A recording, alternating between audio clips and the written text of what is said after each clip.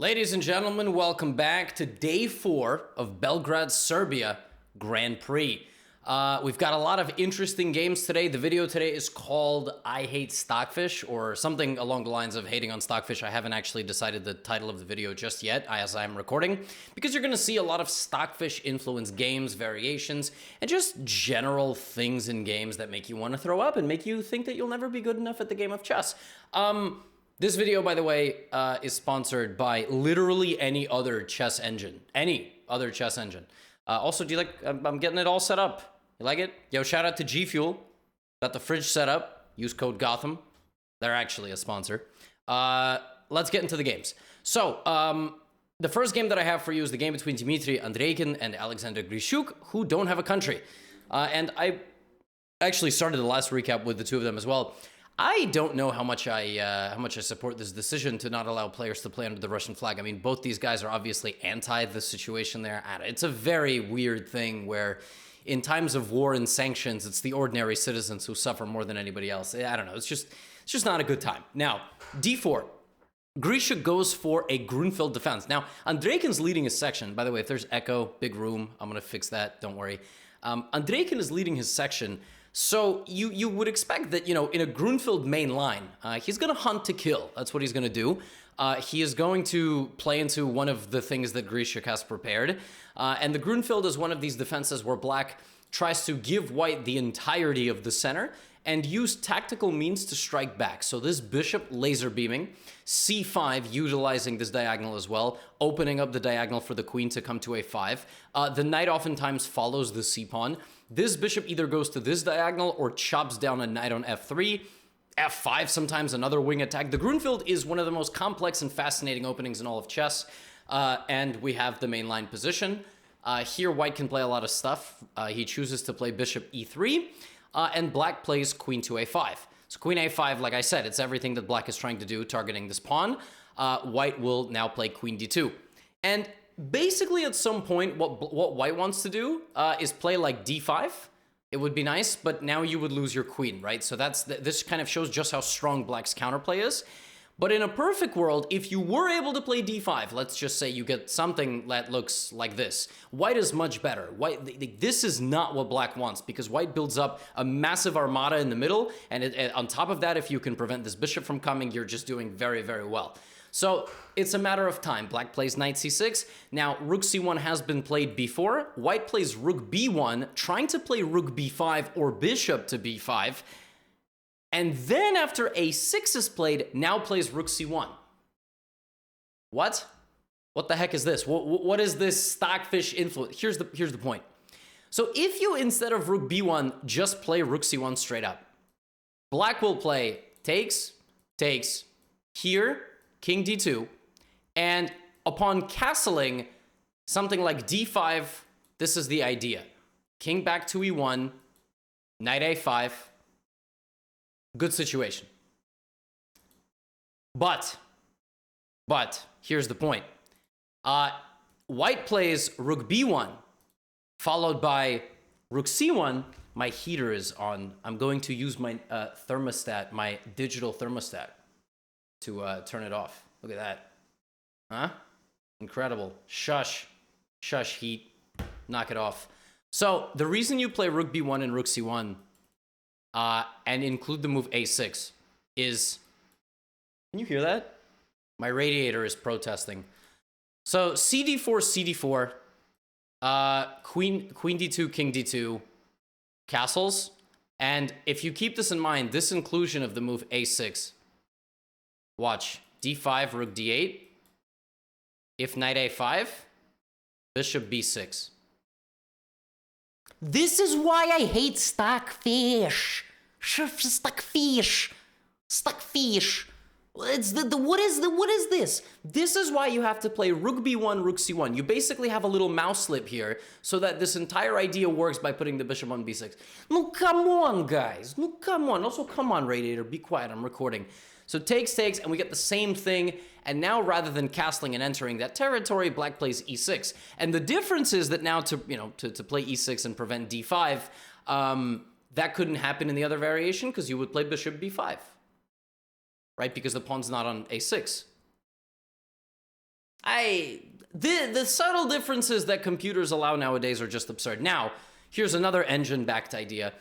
Rook c4 is apparently the best move here. The point of rook c4 is that you prevent knight b4. If knight a5 attacks your rook, that's just stupid because then you get in. So the knight allows you in. And then by defending this and targeting this, you're ready to play against the move b5 by doubling up on the knight. In this position, Andrejkin plays h4. So h4 has been played before, obviously. Common Grunfeld idea with white, h4, h5. Rook d8. And now white plays e5, wedging this bishop out of the game. Black plays h6, covering the g5 square. White plays h5, and black plays g5. Okay, well now you've been thwarted on this side, so you can't really move these two pieces, so probably you have to play rook c4, rook c1. Nope! Stockfish says, yeah, nah, full steam ahead. Take my knight, go ahead. You can't do that. What? Well, apparently if you take on g5, h6 just wins for white. For example, let's say the bishop goes back to h8, check. Where's the attack, right? King g7. Rook takes c6. B takes e6. Bishop g5. White is down a full rook, but is winning by virtue of bishop f6. Here's a nice little way black can self-mate themselves, despite being a full rook up. Okay, well that obviously didn't happen, but what did happen is black takes on d4. Check.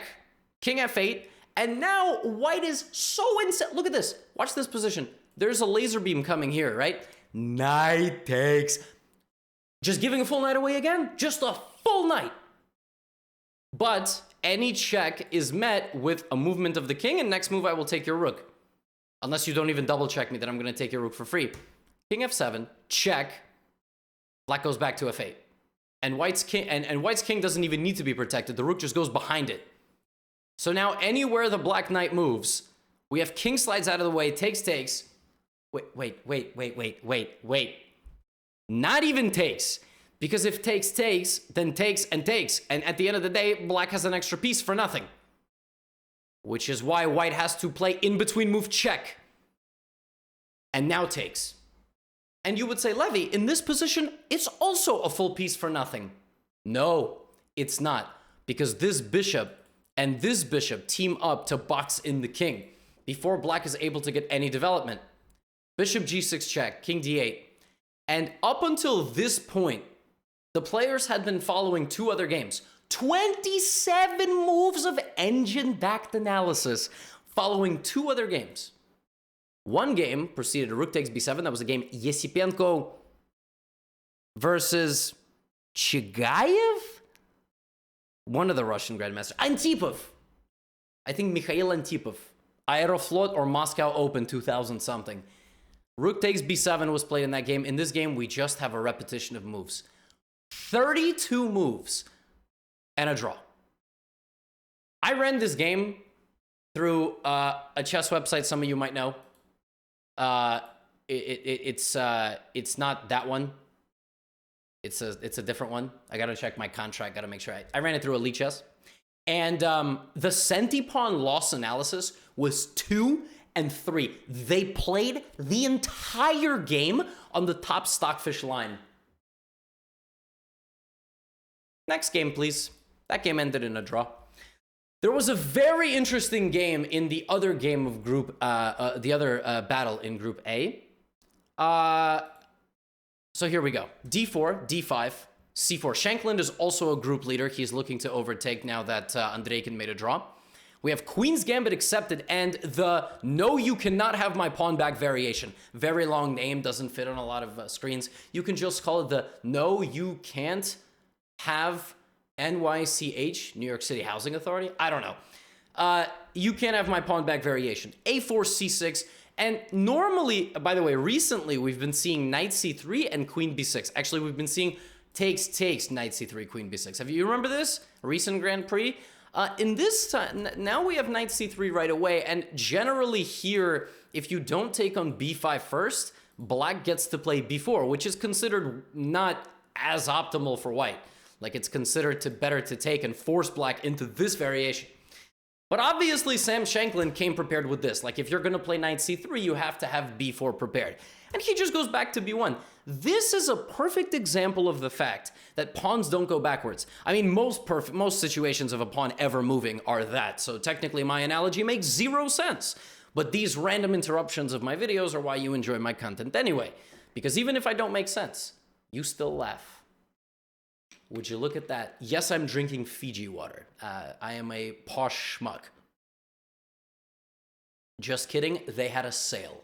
So, the point of undeveloping your knight here is that it's very difficult for black to actually hang on to these pawns. And at the end of the day, center presence is everything. You just watched that game in the Grunfeld. If one person gets a good clamp on the center, the game is all but over. So knight b1, bishop a6, queen c2. Really going for this. Now you might say, Levy, queen c2, queen takes d4 is 2 pawns up for black. You might also say, I didn't even notice that because I'm very bad at noticing queens and center pawns. Admit it, it's okay. First step to recovery. Knight f6. Now, yes, queen takes d4 is possible, and it will happen. Black doesn't like to do this because black loses valuable time and gets smacked in the face. And then if you continue to try to defend your weaknesses, another smack in the face. And now you can't defend your weakness anymore, so you might as well go somewhere and then lose this pawn at some point and just be worse. But that actually does happen. Queen takes d4, knight f3, b3, takes, and now rather than taking back on c2, Shanklin plays the move f3. We are following about 5 games, so Shanklin has come very well prepared. e6, knight takes c2, and now you win back the pawn. For a brief moment, black had isolated and stacked tripled pawns. Yeah. You know what that reminds me of? You ever do the impossible run? Like the impossible puzzle, the impossible game? You ever play that? Like in the library, in your school? People in their 20s will know what I'm talking about. There used to be these like laser beams that would go across the screen and they were really annoyingly spaced out. That's basically what this reminds me of. If you don't know what I'm talking about, don't worry. But I think we can all agree that about 15 moves through this game, as the trade occurs here, white looks to have a little bit of a more comfortable position. In the long run, this pawn is just a very clear target. If I asked you here, A, B, E, F, G, H, that was not me trying to do the alphabet, that was me telling you what pawns white has. In the long run, which of white pawns will be a liability? What will black be able to target? If you said B2, you are correct. If you said H2, you're a little bit high, but you're on the right track. If you didn't have time to say any of the pawns, that's completely understandable as well. I talk pretty fast. So this will be met with a rook, and white will try to attack c5. So Shanklin doesn't trade knights. He plays king up to e2, and his rooks are coming to the party. But I just told you that, you know, black is going to try to improve his structure or play on the b file. His position is not bad at all. Knight d2, rook b8, and now b3. Shanklin is basically trying to say that his pawns are never going to be a liability, but black's pawn is. f5. So Bacros strikes on the opposite side, which actually can be very useful considering both these rooks are over here, and white is not really equipped to fight on the other side of the board. Rook b1, fe4, fe4, rook b7, knight back to e1, and here comes the knight into d4. Now, this is a very big decision. So all chess positions, you have to ask yourself this question. Which of my pieces would I like to trade for my opponent's pieces? You say, I'd like to give this pawn for this rook. I don't know why you sound like Homer Simpson, but you do. I mean, that's just what you sound like. But you have to think of fair trades. Does this trade help white or black? It helps white. Because that knight had better long-term prospects than this bishop. Here comes knight f3, kicking out the rook. The rook decides to stick around, and that allows something very strange.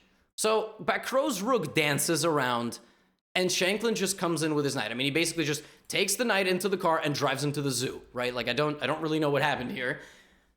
Now we have a sacrifice, bishop g5, and white is better. White is better because, again, it has been proven that this pawn is a weakness. But it has not been fully proven that this pawn is not. Rook d1. Great move. When you have a split structure and one piece is more active than the other, you can bully it around. This rook controls this rook because that rook has to guard the knight. So Bacros moves the knight out of the way. Rook d8 check, king f7, and now white has a winning idea.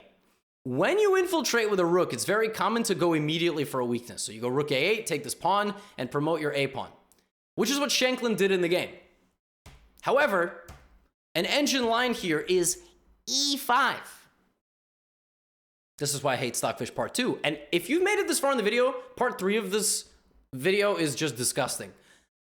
So e5. E5 is winning because if you play knight d5, I just take it. So that's very simple. and fork. You fork the king and the rook and you win. Now, if the knight goes to d7, there is knight a5, knight c4, you reroute to d6, you defend this, and black is extremely passive for the rest of the game, and you're winning. Knight d6, etc. Like rook e8 is a mate in a couple of moves. If knight g8 to try to play knight e7, you bring the rook back, which is inhumane. That's probably not the right word, but it's basically not something a human would do. Then you play knight d8, forcing the rook up. Then you play a5, lock the rook in a cage with knight b7. And you're going rook d8 next. For example, if I try to bring my knight over, rook d8, king f7, rook d6, you force a trade, and you get yourself a pass pawn, and you're winning in this game. Instead of that, we got rook a8. Shanklin went for this pawn, which allowed back row to escape to g6. After rook a7, rook b3, the case of the weaknesses came true. Black swarmed the white king with, what was that highlighting? Black swarmed the white king with the knight and the rook, and even though this pawn made it quite far, black is just quick enough to sacrifice his knight at a timely moment, gobble up 2 pawns, and the players agreed to a draw on move 44.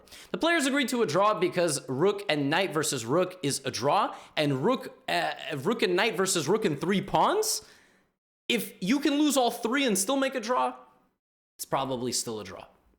And that takes me to my final game of the video. Now, my viewer retention rate is about 50 to 55%. At that point, it's proven on YouTube, people lose interest, they get bored, maybe they come back to the video later.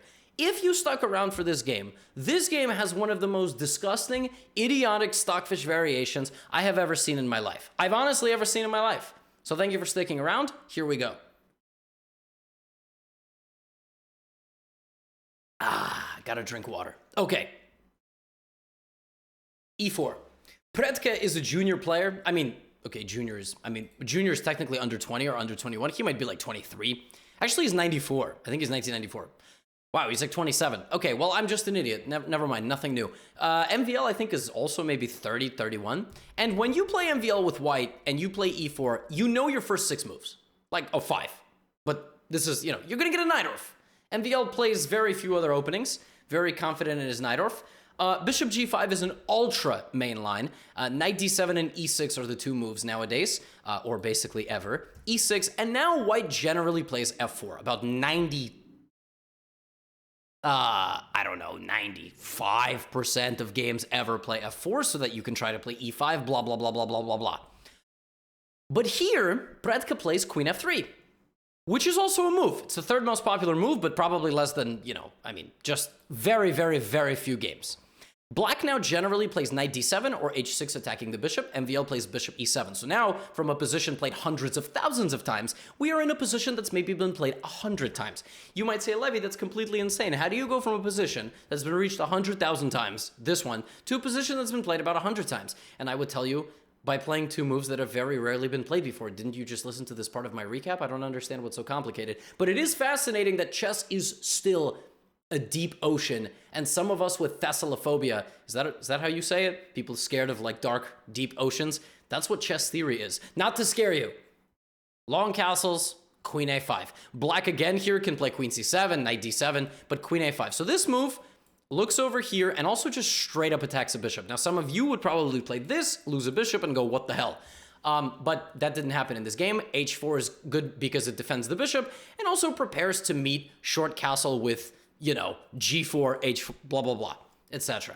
Bishop d7. So here, MVL plays, again, not knight d7, not short castle, not like even h5 or h6. He plays bishop d7 and I think bishop c4 is the first new move. It is insane. Let me tell you, it is nuts to get a Najdorf and to get this popular Najdorf after 6 moves and 4 moves later on move 10 to be in brand new territory. We are really in for a treat.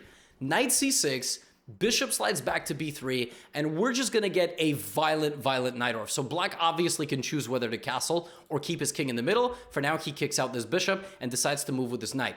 So it's quite clear what black wants. Is it not clear? Black will play rook c8, b5, try to create an attack on this side of the board, maybe fight back against white forces over here. White wants to either win this game down the middle or on this side.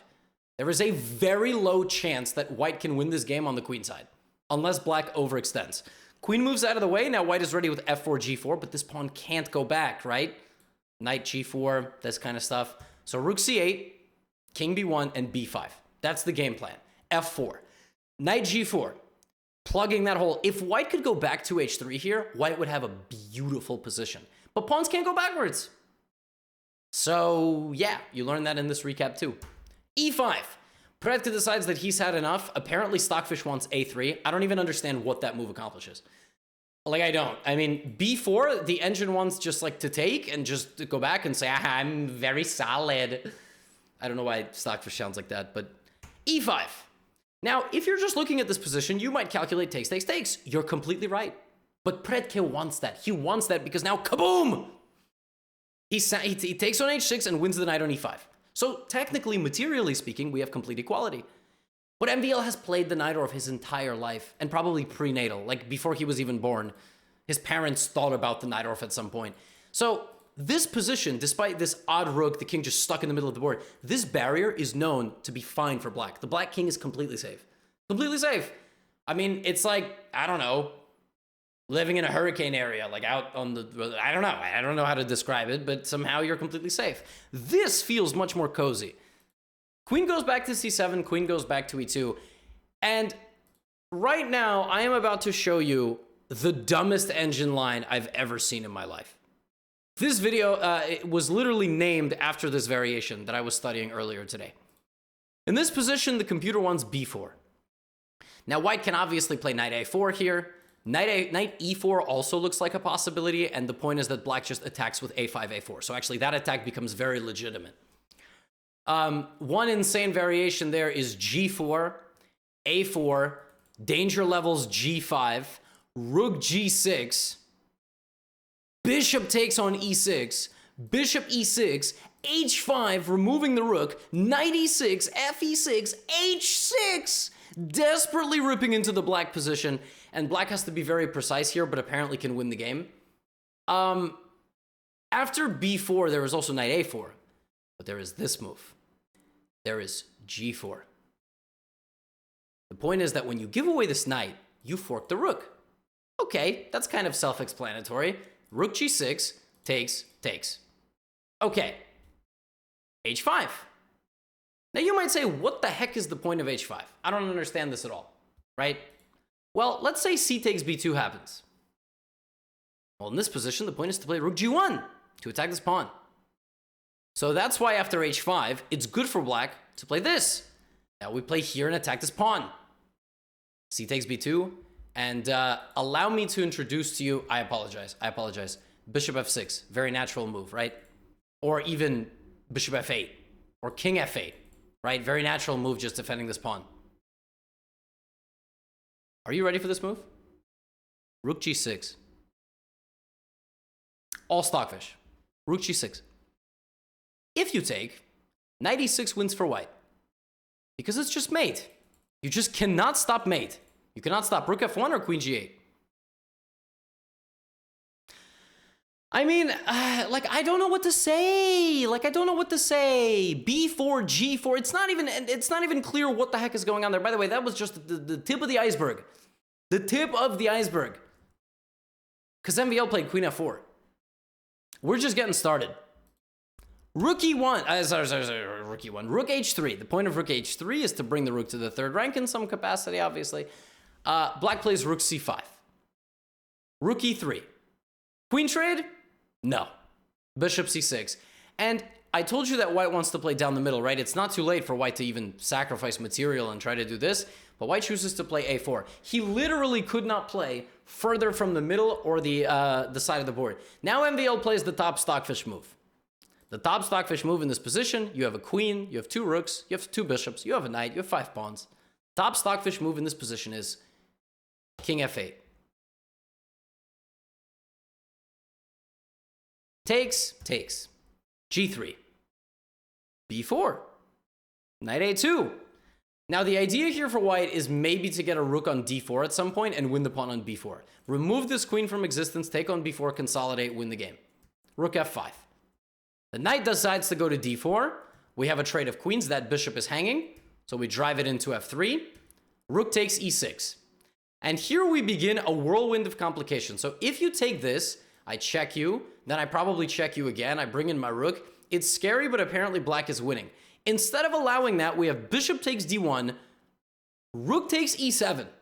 If you take, I take, and I'm going to win your other rook.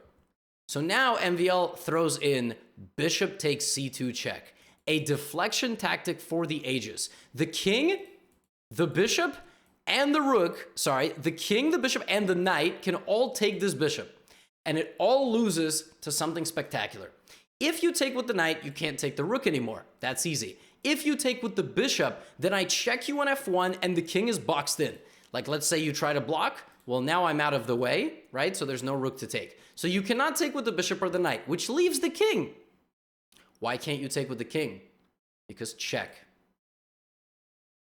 King d3, and black is simply up way too much material. Black has 2 rooks for a knight, a bishop, and a pawn. That's 10 to 7.